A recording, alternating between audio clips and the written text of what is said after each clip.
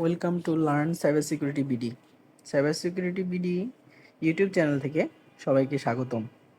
আজকে আমরা একটা লিনাক্স মেশিন বা একটা কালি লিনাক্স মেশিন কিভাবে একটা বুটেবল ডিভাইসে ইনস্টল করতে হয় এবং একটা বুটেবল ডিভাইস তৈরি করতে হয় যেটা দিয়ে বিগিনাররা কালি প্র্যাকটিস করতে পারে বা লিনাক্স প্র্যাকটিস করতে পারবে এবং পেন টেস্টিং করতে পারবে, হ্যাকিং টুলসগুলো ইউজ করে বিভিন্ন ডিসকভার করতে পারবে, যেটা সাধারণত বিগিনারদের জন্য অনেক কঠিন হয়ে যায়। কারণ একজন বিগিনার যখন কালি ইনস্টল করতে যায় তার পিসিতে নানান রকম সমস্যায় পড়তে হয়।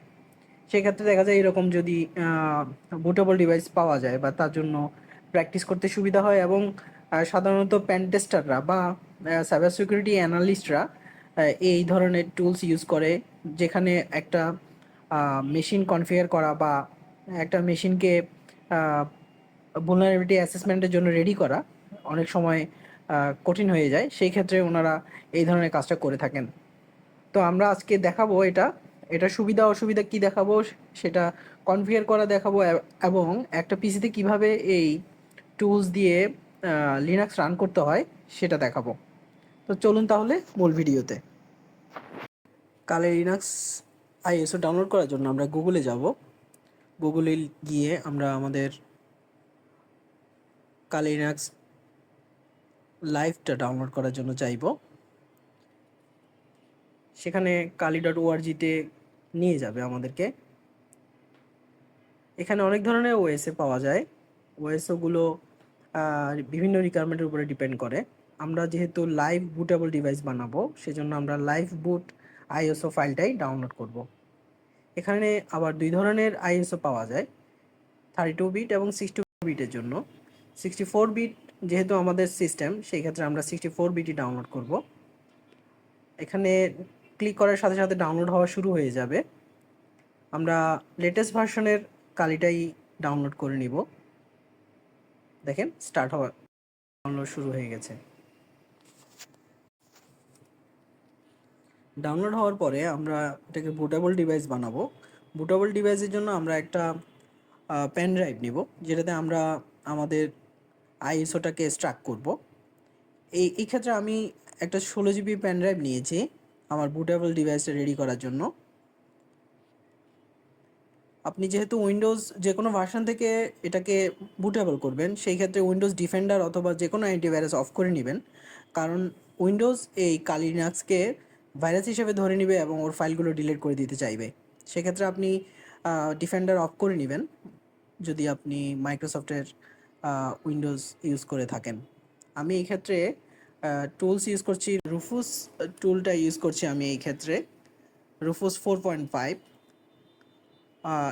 এই ক্ষেত্রে আমি রুফুস 4.5 থেকে পেন ড্রাইভটা ইনস্টল করার পরে, পেন ড্রাইভটা লাগানোর পরে ল্যাপটপে এখানে আইএসও ডিস্ক আমি দেখাই দিব। আমার লাইভ যে আইএসওটা আমি ডাউনলোড করে নিয়েছিলাম, লাইভ যে আইএসওটা ডাউনলোড করে নিয়েছিলাম,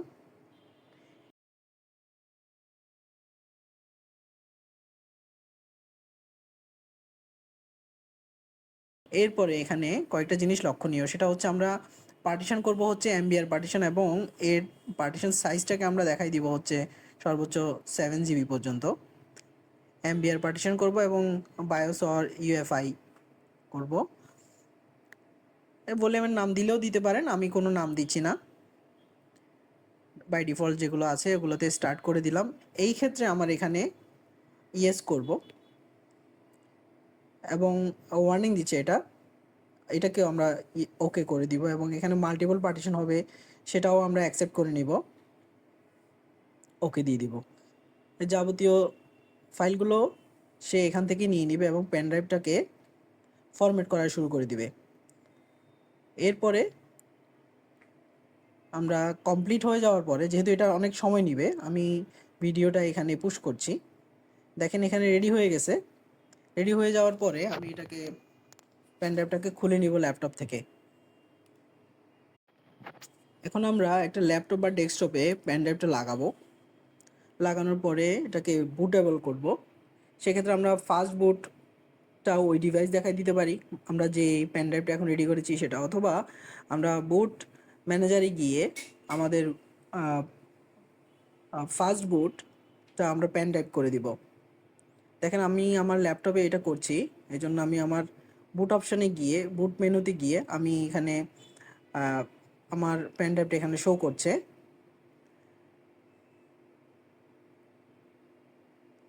দেখেন লিগ্যাসি পেন ড্রাইভটা শো করছে। সেক্ষেত্রে আমি এটা সিলেক্ট করে এন্টার দিব। এন্টার দেওয়ার পরে বুট চালু হয়ে যাবে। এই দেখেন কালি স্টার্ট হয়ে গেছে এবং কালির বিভিন্ন লাইভ ভার্সনগুলো আপনাদের সামনে শো হচ্ছে। এরপরে আমরা লাইভ সিস্টেম কালি লাইভ সিস্টেমে রেখে এন্টার দিব।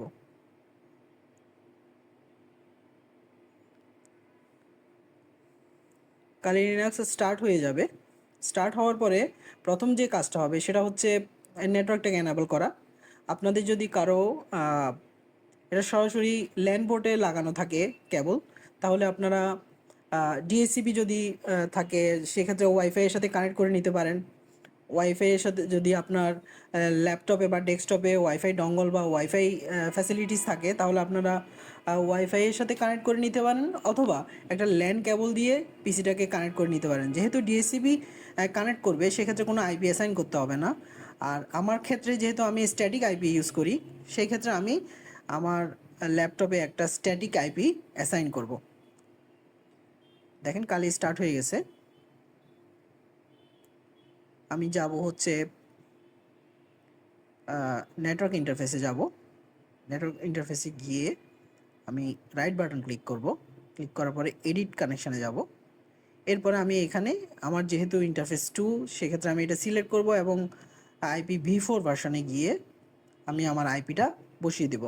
দেখেন আমি আমার লোকাল আইপিটা অ্যাড দিয়ে আমি এখানে বসিয়ে দিলাম এবং আমার যে ডিএসসিপি ডিএনএসগুলো যে এখানে ব্রাউজিংয়ের জন্য ডিএনএসগুলো ইউজ করতে হয়, সেক্ষেত্রে আমি ডিএনএসটা বসিয়ে নিলাম। পিং দিয়ে দিচ্ছি আমি বাইরে পিং পাচ্ছি কিনা, এবং আমার লিনাক্স যদি আমি আপডেট করতে চাই আপডেট করতে পারবো।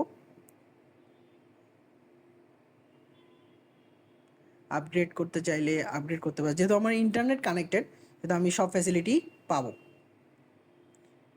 দেখেন আমি দেখাচ্ছি বাইরে পিং পাই কিনা। 8.8কে পিং পাচ্ছে। তো এইটুকুই, সবাই ভালো থাকবেন। আসসালামু আলাইকুম।